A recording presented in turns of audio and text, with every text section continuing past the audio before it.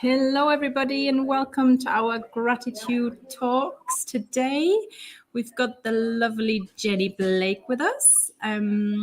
And for everybody who's not joined us before, we are Lisa and Saskia from the Biscuitery. We run a personalized and branded biscuit business, but we're also huge fans of the power of gratitude. So every week we invite a wonderful guest to talk about how gratitude has affected and changed their life. And this week we've got Jennie with us. Would you like to introduce yourself rather than us saying something about you that you don't actually want to focus on?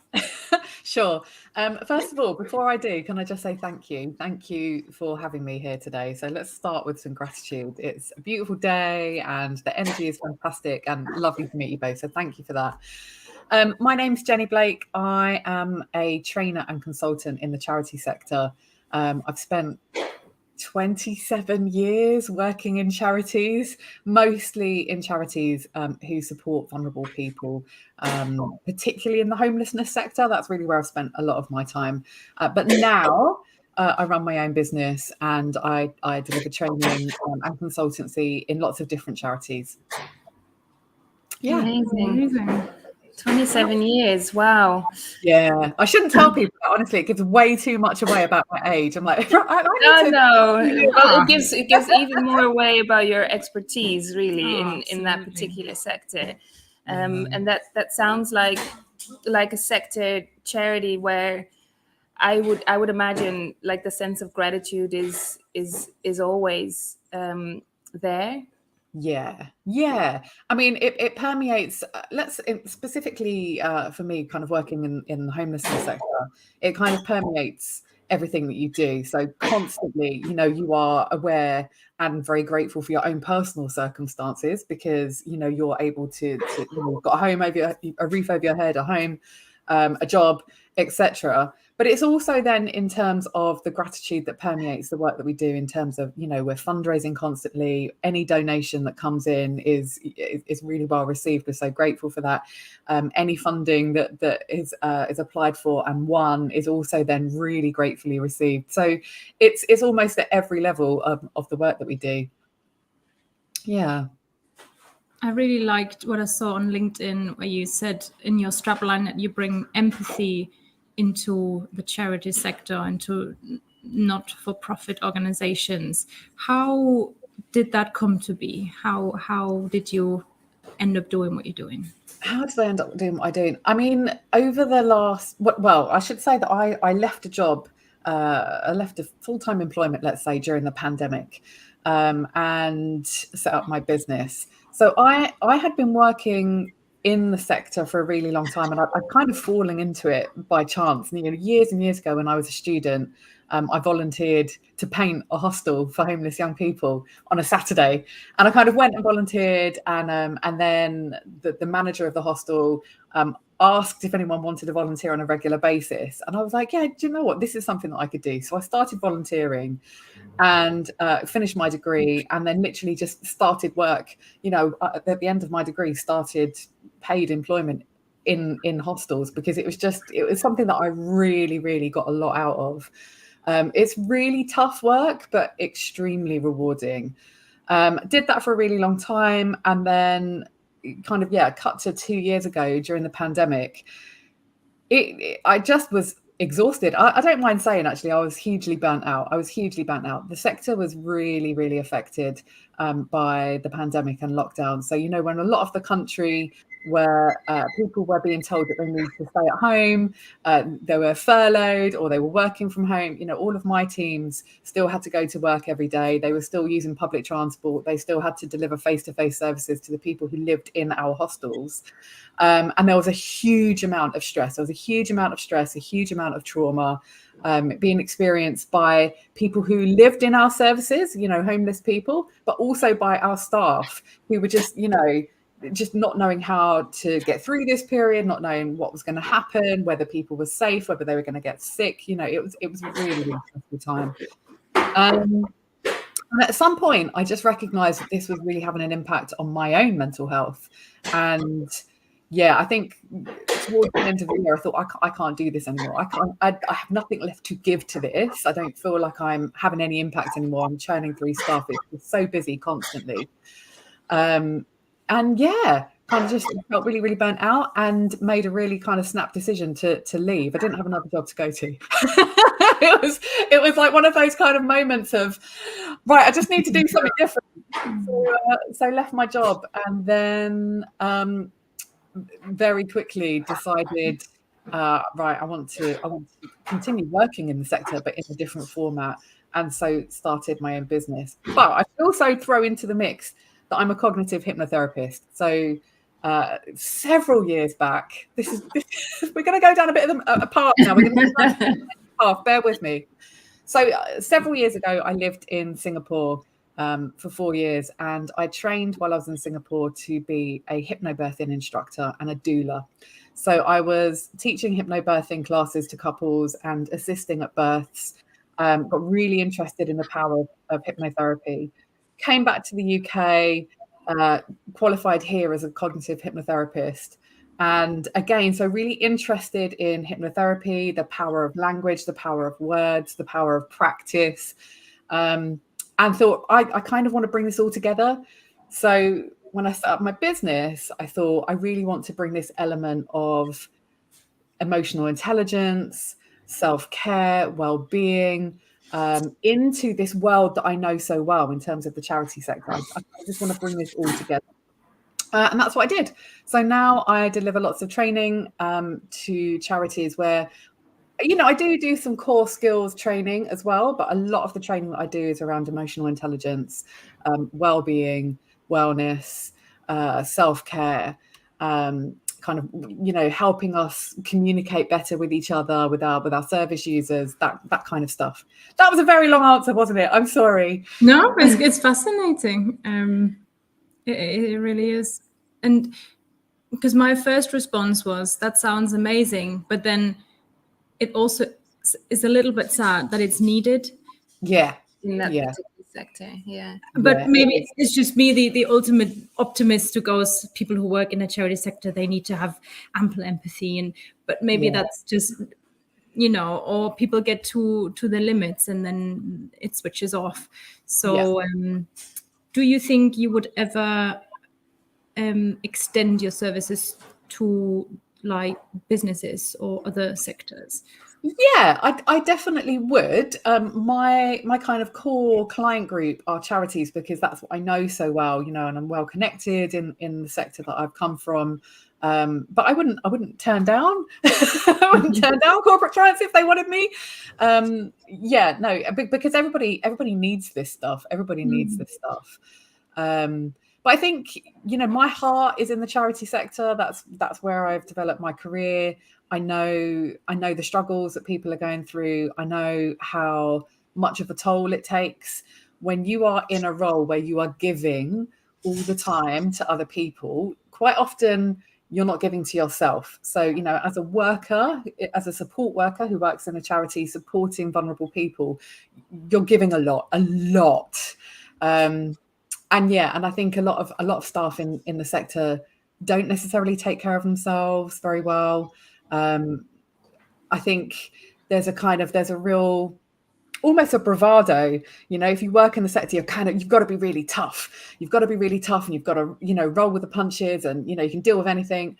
And to some degree that is true, but there's a lot of trauma that you're experiencing. There's a lot of trauma that you're exposed to through the stories of the people that you're supporting. So the service users, they've experienced unimaginable trauma.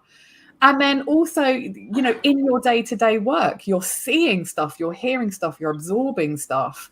It's really hard going. It's really hard going. And I don't think that's talked about very much. So that's a kind of my mission, to get people really acknowledging that level of trauma that staff are carrying, so that they can show up and do their job even better to support the people that they're supporting. Yeah. Does that make sense? It makes total sense. And it's something that, I guess, I don't go and think about on a day-to-day basis how charity workers, are are bogged down under the weight, of all the stories and the trauma of other people that they have to, I guess, somehow embody themselves as well. Like you say, it has to go somewhere.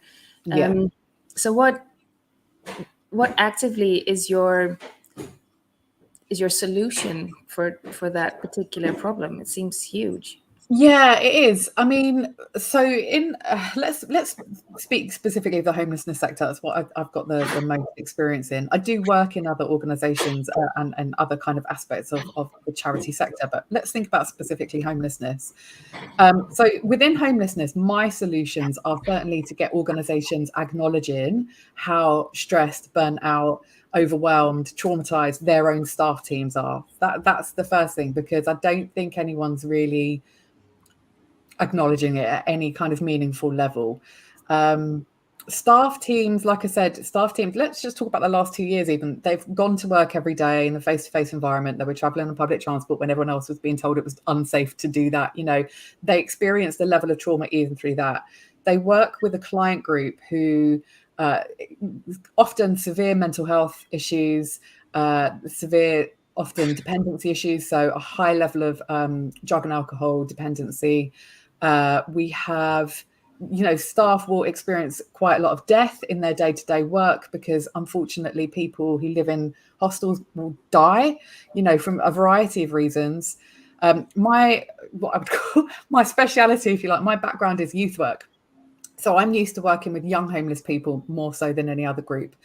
And young homeless people are exposed to enormous amounts of serious youth violence. So there's a lot of knife crime, there's a lot of stabbing. And again, the staff that are supporting those young people are just trying to deal with this. With young people are coming back, to live in the hostel, and they've been stabbed or they've been arrested for knife crime. And it's like, that's a lot. That's a lot to deal with. If you're just going to work, you want to help people, but that's a lot. That's a heavy emotional weight to carry. And like I said, I just don't think that's being spoken about. So the solution here is really to start talking about this and acknowledging that there is an emotional burden that we as humans will carry if we work in this kind of environment. And then we also need to start talking about, okay, first of all, there's, is the level of work kind of tolerable? Is it acceptable? Are people working over capacity? I would say that they are. There's a staffing crisis in the sector. Recruitment is almost impossible. It's really underpaid work, very hard to get people into jobs. So there's always vacant jobs. So that means the staff that are there then end up doing more work, because they're covering different people's posts. They're trying to kind of carry the caseload. So that needs to be addressed.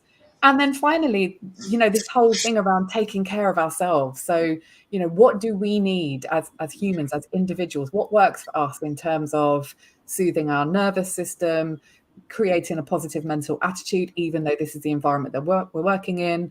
How do we support each other in teams? And this is when my training comes in. So that's what I'm looking at. I'm really looking at, okay, how do we take care of ourselves? How do we take care of each other? And in the whole 27 years that you've worked in this sector, would you say that you are now most fulfilled? I would actually. I mean, that's a really interesting question. I'll tell you why I'm asking that in a second. Yeah. Well, people thought that we have Stephen Bartlett on today. That was an April Fool's. Yes. So people know how much we adore his podcast. And on the way to work today, I listened to his podcast with Simon Sinek, who's also someone who I really appreciate. And he said that his greatest honor in life and the thing he's most grateful for is that he is serving people who are serving others. And it sounds like that's exactly what you're doing. Yeah. So you are helping people who are helping the most vulnerable. Yes. And whilst it is really hard, and he was saying that it's sometimes unbearably hard what he's doing, he's sacrificing his, private life in a way, is also the greatest privilege. And that's kind of what I'm hearing there with you. And you obviously had to reframe your own conditions because it was getting too much. And this is why you've landed where you are now. But I think it's such a beautiful solution because, you have clearer boundaries now. You're not in the thick of it. You can bring your experience and expertise into it and help others to manage that better. So you're so right.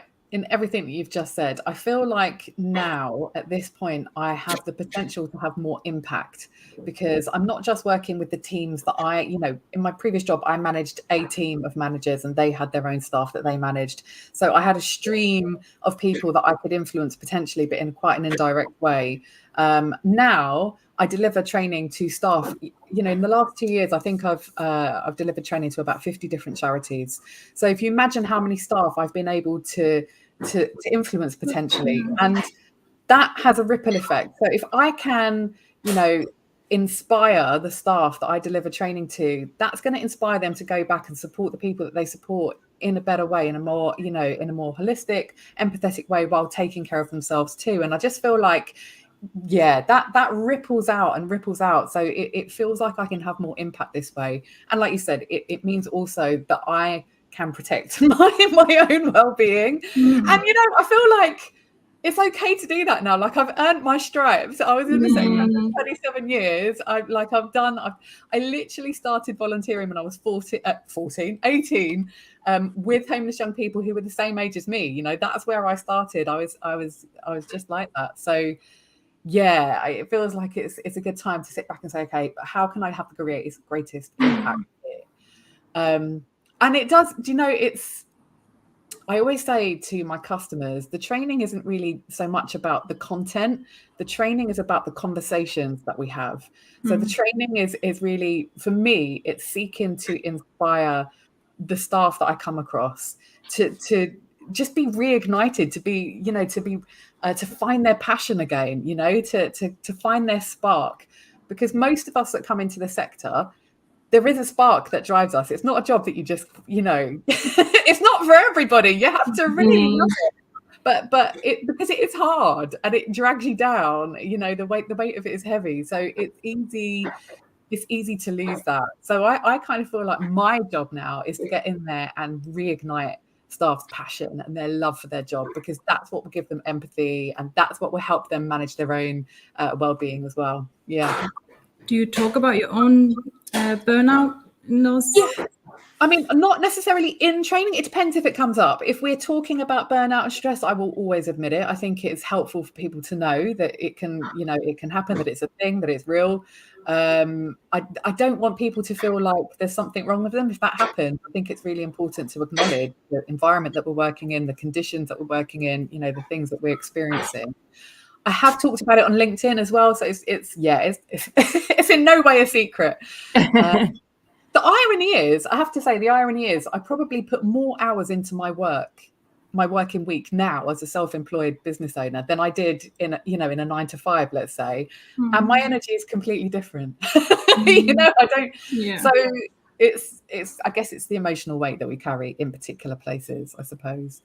And I guess I was gonna, from the things that you say, because before we went live, you also mentioned that, or you might have said it when we were already live, that you have a son and you took the decision to quit your job, based on a burnout, and then we were still in lockdown, if I understand the timelines correctly, and then you decide to build a business. Yeah, that sounds like a lot. Yeah, it does sound insane when you say it like that. Yeah, I mean, first of all, my son, bless him, he's so supportive, and he's really inspired by what I do, and he knows the risks that I take with my business. Like, he sees what I'm doing.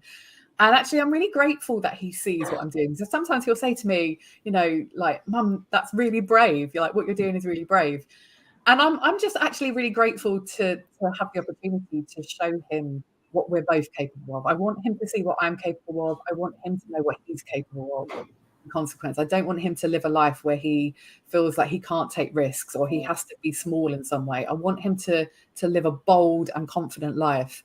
So I think the best way of teaching a child to do that is to be that yourself.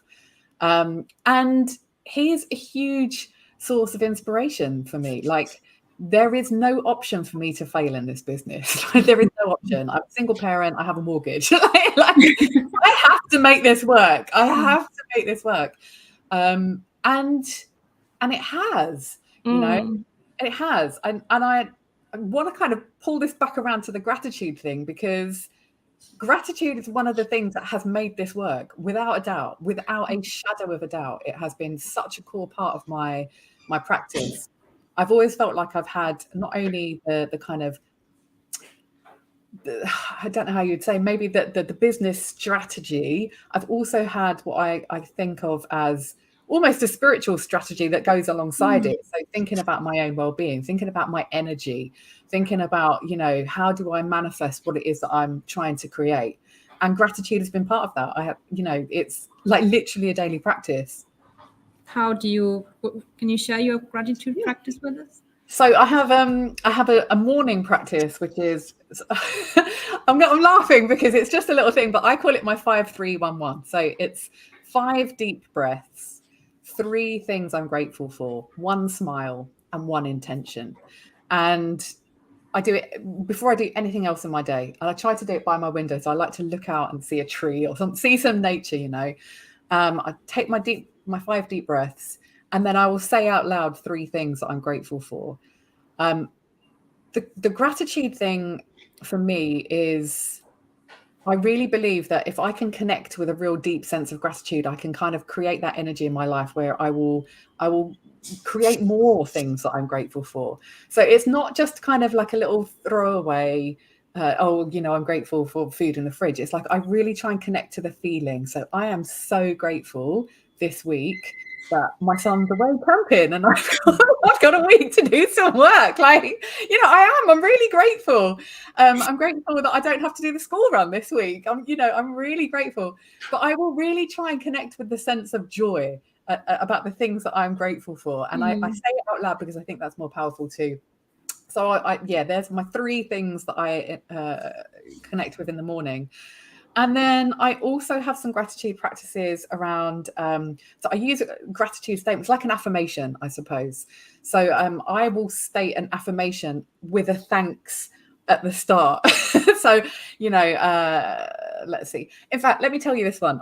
When I set up my business initially, I would say things like, I'm grateful to be a successful entrepreneur. I'm grateful to have a successful business. I didn't have a business. I wasn't an entrepreneur. It was like, I was literally just setting up, but I would say it as though I had already achieved it. I'd already manifested it. And I would say it with thanks so that I could connect with the excitement. I could connect with the joy. I could connect with the real feeling that I've achieved this. And I would, I'm telling you all my secrets. I would go out for a run or I'd go out for a walk and I would shout those affirmations out into the universe, because I feel like when you verbalize it, it's more powerful than just so so I did that quite a lot. I also have statements around how much I want to earn. Again, I will say them as an amount like I'm already earning it. So I'd say I'm so grateful that I earn X amount every month, and let me tell you, I did that for the first less than a year. I hit my first target. So I had an amount, when I started my business, I had an amount in mind that I wanted to earn a month. And I used to go around saying it out loud. I'm so grateful that I earn X amount per month.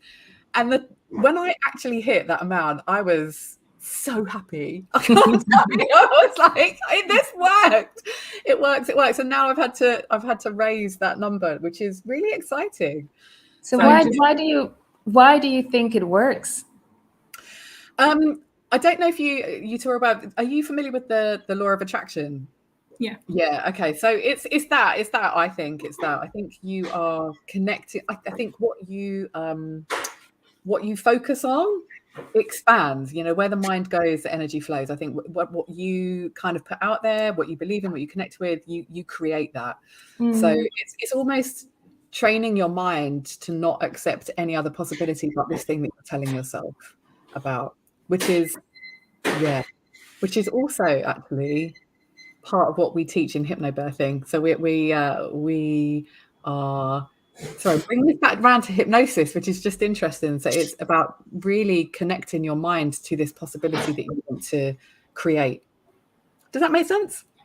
Yeah, absolutely. I've experienced the same thing when I read The Secret. There's this magical check. I don't know if you remember, but they encourage you to print out a check to the universe, from the universe.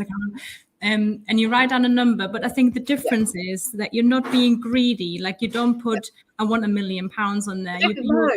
They said, think of something you really want. And I was like, it was the middle of the pandemic. I was like, I really want a nice family holiday. You know, that's the main thing I want right now. I want to sit by the beach and I don't want to do anything.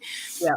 And then I researched, you know, what would a family holiday like that cost? And then I put that money on the check because it was like, I'm not asking for something, you know, I'm not being greedy. I want, this is my goal here. And I think a month later, we landed one of our biggest orders to date. Which was exactly that figure, and I was like, "Look at that! Look at that! That wasn't my money, you know. It was the business, but I was like, that is exactly that figure, you know. When you're like, oh my word, this is working. So in a way, maybe we just don't do this stuff enough because it clearly works. I think it really works. Yeah, and if nothing else, I think that it's just really good for I think it's really good for everybody's mental health to be focused on what we're grateful for. You know, how can we? I just think it's a really positive place to be where we're consciously thinking, look at all of this that I have in my life, you know, and even if we're having a hard day, and to be fair, you know, there are times where I'm like, oh, you know, I don't want to get up, I don't want to do anything today, you know, that we have bad days, don't we? But even in those days, I will force myself to find something that I'm grateful for in the day, because I just think that is a better place to be operating from. To be really connected with, actually, I have so much, you know, I have so much love, support, people, food in the fridge, you know, a house over my head, whatever. So and I really like when you said, you know, really feel it, because I think that's what people sometimes don't understand or haven't experienced yet. They go, oh well, I'm thankful, I've just said thanks, but it's not from the heart, and it's not really like putting yourself, no, really feel it for a moment, really just close your eyes and taste your food and go, I'm so lucky that I have access to this food, because you know 70% in the world don't. And exactly, and I think that is what makes the difference. That's when you really feel this gratitude. It's not just saying a quick thanks. So like when my children hit each other and then they say sorry, I'm like, no, from the heart. I want you to feel. I don't just say it. I want you to mean it. And I think that makes such a difference. And you've really nailed it. So you can do some nice gratitude practices with your kids as well. I used to, when my son was small, I used to lay on his bed with him when he was going to bed, and I'd say to him, you know, what are 3 things that have been really fantastic about your day? So before he had the language of thankfulness or gratitude, and then as he got older, I converted that into, so what 3 things are you grateful for today? And I just thought it was a really nice way of sending him off to sleep, thinking about things that he was grateful for in his life. And I practice that I really want him to have as well as he grows up. There's, you know, you can bring gratitude into everything you do. Oh, 100%. Absolutely. I should add it on my feedback forms. I'm just thinking I should my participants in a training course, what 3 things are you grateful for? Totally. Get it into people's minds. The ripple effect. Well, so why did you start the gratitude talks? Why is this important to you two? I guess for us, we started working with a coach, business coach, who is very how do you say that, vocal about it. And I think, you know, we're both grateful people. I think we grew up like that. I think we've both traveled a lot. I think when you travel a lot and you see different experiences, lived experience of other people around the world, I think you cannot but be grateful for like, you know, your life in this Western world. I think that's a huge aspect. That's why I'm always an advocate for people traveling. I think it massively expands your understanding of where you are in this world and how privileged you are. And I think you cannot be, if you're privileged, I think you have to have a certain level of gratitude in order to not expense that privilege. I think that is so important.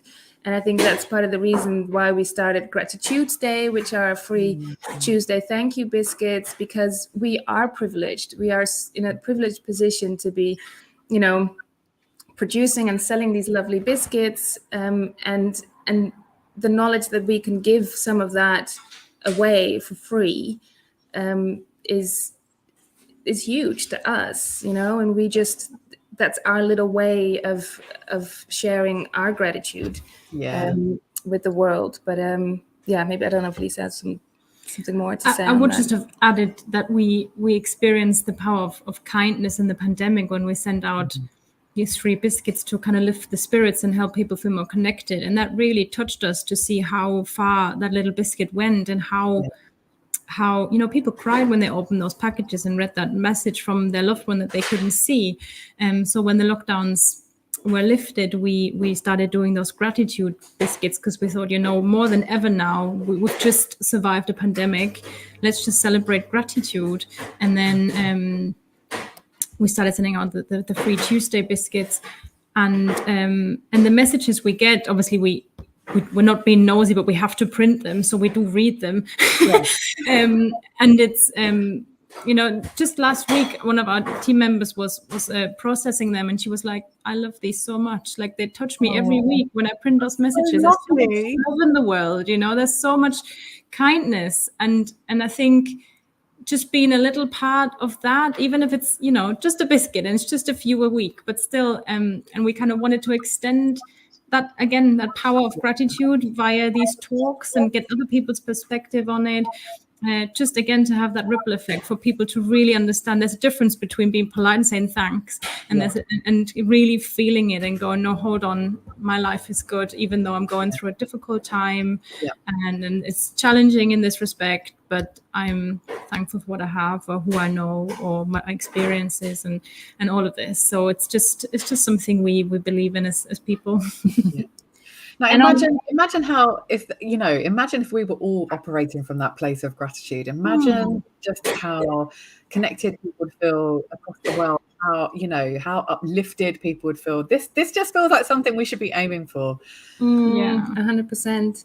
And I don't want to leave without asking you, who in this world, entire world, doesn't matter if you met them or not, you are grateful for, and why? I am easily going to say my son. Yeah, no, I'm so grateful for him. So grateful to him. He's taught me so much. You know, he is endlessly patient, whereas when I'm impatient, I want to get things done immediately. He has such an open and curious mind. You know, he loves exploring. He loves going on adventures with me. He loves traveling, which I also, I love traveling. I'm so grateful that he chose me to be his parent. I'm so grateful that this was his choice. I feel like I feel like it was ordained, you know. He chose me to parent him, and I'm eternally grateful for this, to be his mum. Yeah. Amazing. Beautiful. How can people connect with you? What's the best way? If anyone listened to this and said, I want to hear more from Jennie, what's the best way? They can connect with me on LinkedIn. My name is Jennie Blake, Jennie with an IE. Or my website is www.serenitysessions.org. Brilliant. Amazing. Okay. Thank you so much for your time. Really loved our conversation. Thank you so much for having me. Thank you. Have a lovely, lovely day. And you. Thank you.